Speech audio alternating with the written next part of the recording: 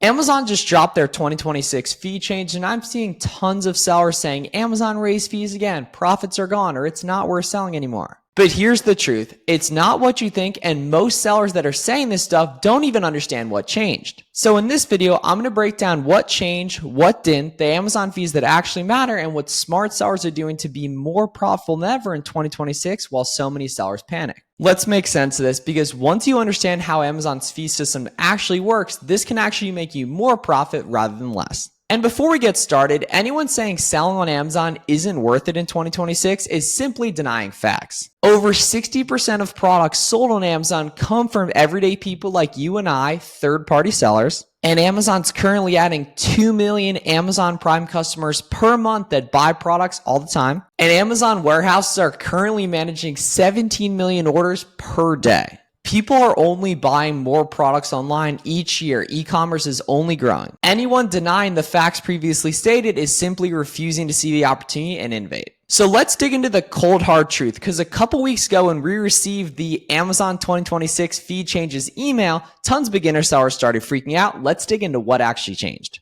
So when you sell products on Amazon FBA, there's two main fees that every seller pays that make up the vast majority of the fees paid on your products. Number one is going to be the Amazon FBA fulfillment fee, which is a fee you pay based on the size and weight of each product that you ship to Amazon's warehouse, which is the fee you pay to take advantage of their Prime network, or where they handle all the customer service, picking, packing, and shipping for all your orders. Absolutely an insane opportunity. Amazon handled billions of units in 2025, and going into 2026, FBA fulfillment fees are going to see an average increase of 8 cents per unit.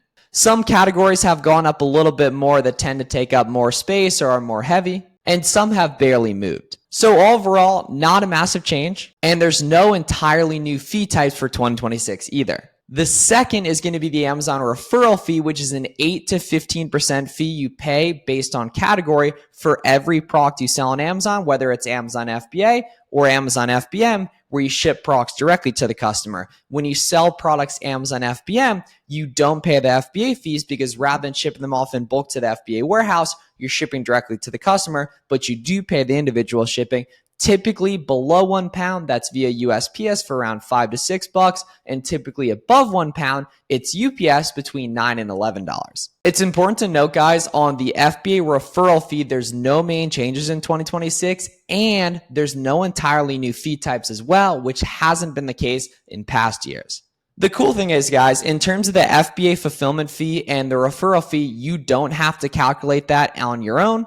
You should just be using the seller and profit calculator, which automatically calculates all the shipping, fees, sales tax, literally all the fees that go into selling a specific product on Amazon. You just plug in the cost and it calculates the profit after everything. And it's only $20 per month, so it's super, super cheap. I have a full tutorial on my channel. So the two most popular ones are the FBA fulfillment fee and the referral fee. Luckily, the FBA fee isn't changing much and the referral fees are staying the same.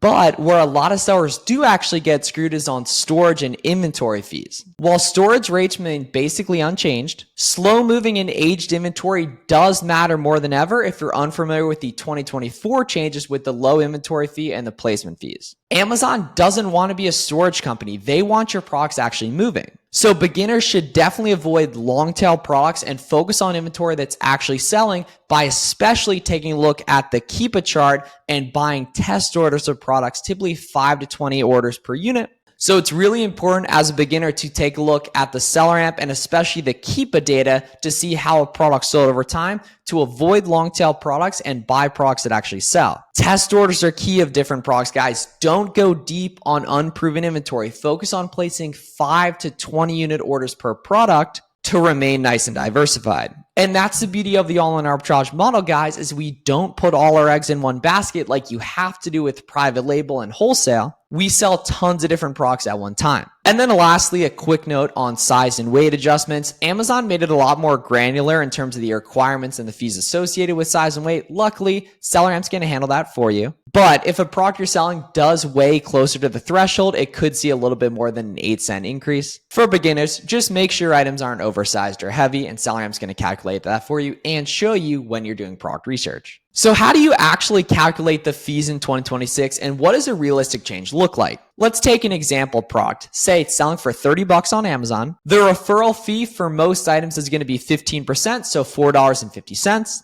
Now here's where the change will show. The 2025 FBA fee would probably be about $4, but the 2026 FBA fee would probably be about $4.08. Your shipping cost to Amazon that SellerAmp also calculates is going to be about 80 cents per pound on average. You can totally get that down over time using optimized shipments on Boxem. Our FBA listing and shipping software you should totally be using as well. And say your cost of the product was $14. Profit doesn't change much, guys, but new sellers love to read headlines and freak out. It didn't happen much. You can bake it into your cost, and you can even see a full breakdown on SellerAmp of the fees of every product by scrolling down and hitting total fees to see the drop-down menu and see all the fees in there.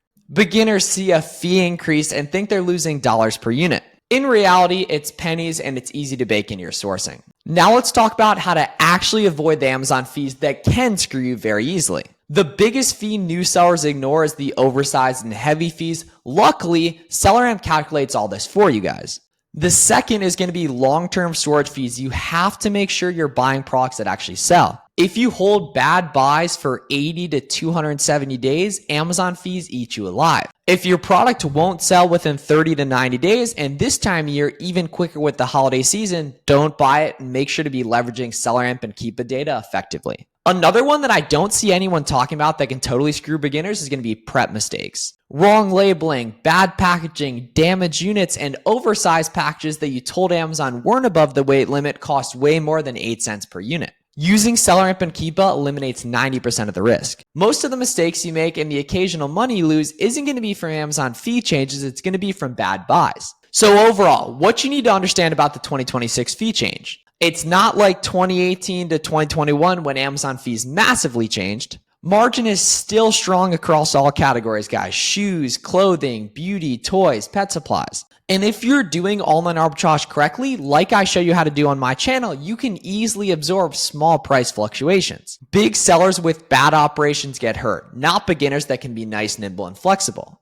And remember, guys, it's not what you think sells well on Amazon, it's what the data actually shows. Beginners who use data instead of vibes will outperform 90% of Amazon sellers in 2026. If you're buying products with strong Keepa data and proven profitable history and paying as little as possible using all the online arbitrage discounting methods you see me talk about on my channel, you'll win. But if you're a newer seller who doesn't look into the details or who wants to get started with Amazon private label or wholesale, you're in for a rude awakening in 2026. If this breakdown of Amazon fees finally makes sense and you want one-on-one personal coaching from me to build your Amazon business the right way, getting ungated, using SellerAmp and Keepa, navigating changes in the Amazon world, and doing product research, now's a great time to go down below to the link in the description and apply for my private coaching program application. You'll work directly with me one-on-one like all these people have. Will pop a whole bunch of student results up here on the screen right now. I'll review your buys, your Keepa charts, and get you to the point where a small fee change never jars you. I'm very serious about who I work with, guys. It is by application only, so if you're interested in applying, you can go down below to the link in the description, put in information to apply, and you'll have to speak with my student success manager, Aaron, so we can see if it actually makes sense.